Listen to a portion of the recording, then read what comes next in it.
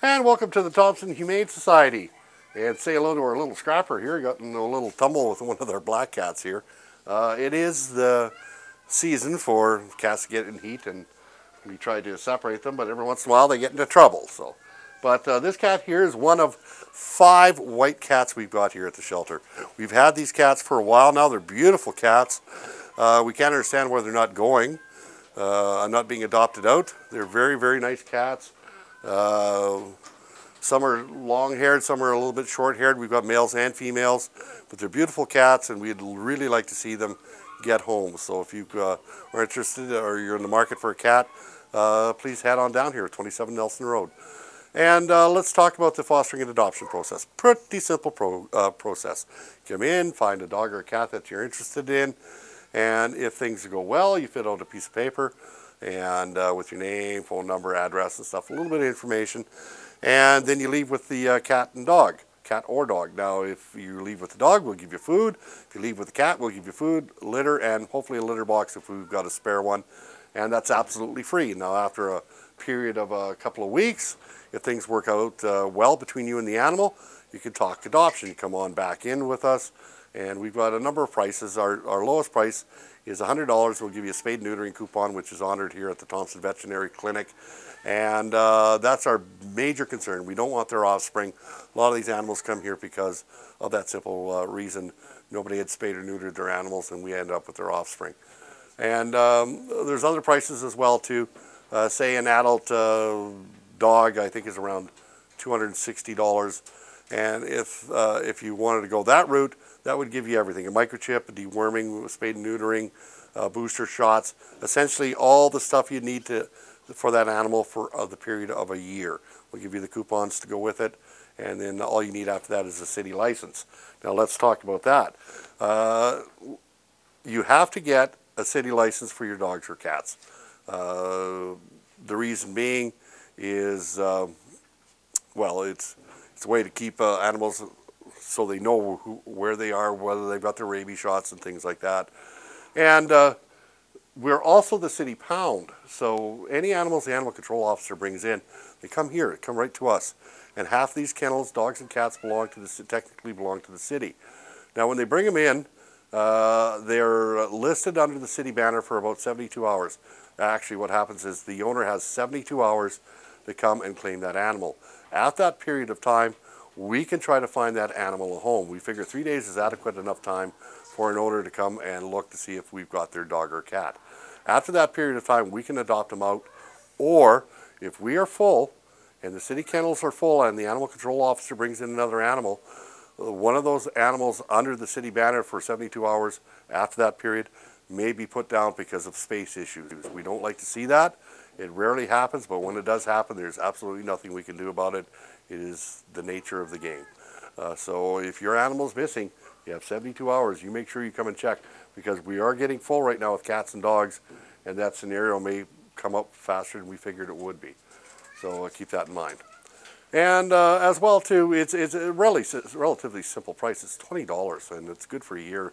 So you know, if you balk at that price, you shouldn't have an animal, because it's going to cost you at least $300, $400, $500 to feed the animal over a period of a year. Never mind a $20 fee for a license. And let's talk about our hours of operation. Monday and Tuesdays we're open 3 to 5 only. I'm the only person here for those 2 days, so there's a lot to do, feeding the animals, doing their kennels and stuff like that. We keep them clean every day, and Wednesday to Friday we're open noon to 1, and again from 3 to 5. And Saturdays we're open from noon to 4:30.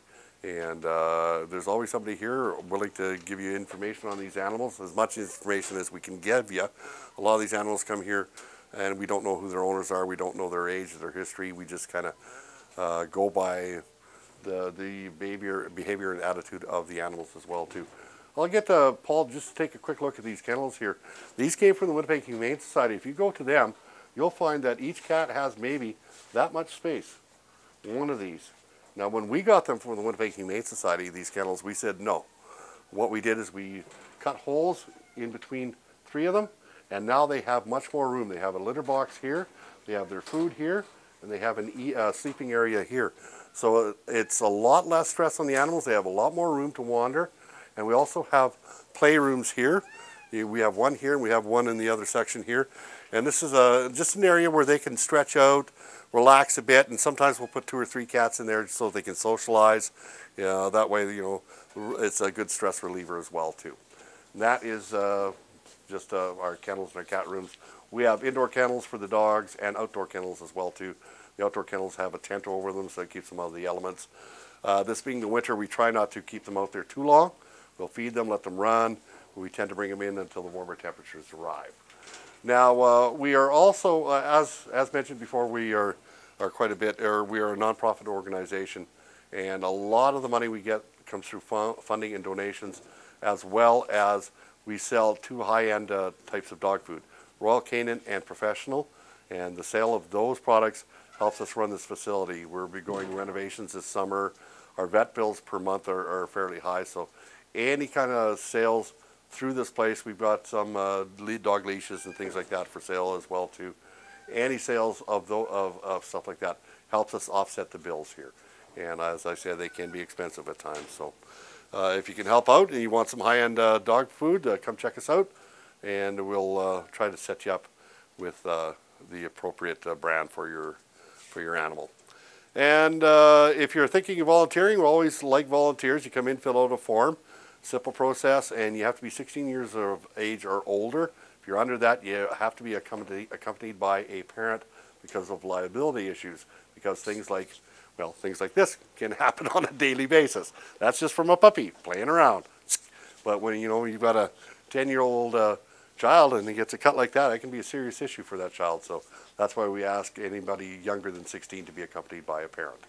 And you fill out a form. Your time is precious to us. You can volunteer for whatever times you want and however long you want. It's up to you. You're volunteering. We don't dictate to you. So, and what we essentially ask our volunteers to do is either spend time with the cats or spend time with the dogs, taking them for walks and things like that.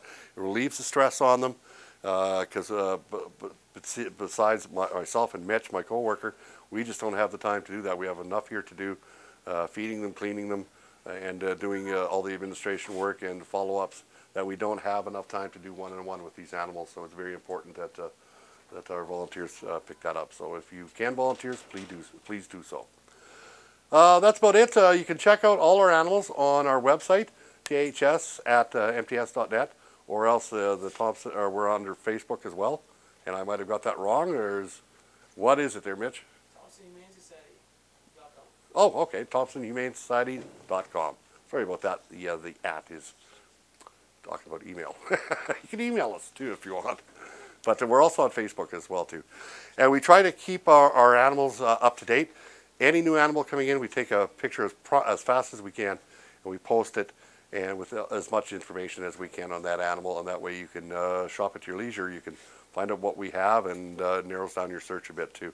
On our website, you can actually download our adoption and fostering forms, as well as what's expected of you fostering and adopting as well too. Plus, it has a history of our society and things like that too. So it helps you out. It helps down with the paperwork and kind of shortens your search as well too. Well, that's about it until next time. And if you can help us out, please do so. If you want to make a commitment, we're looking at a firm commitment with an animal.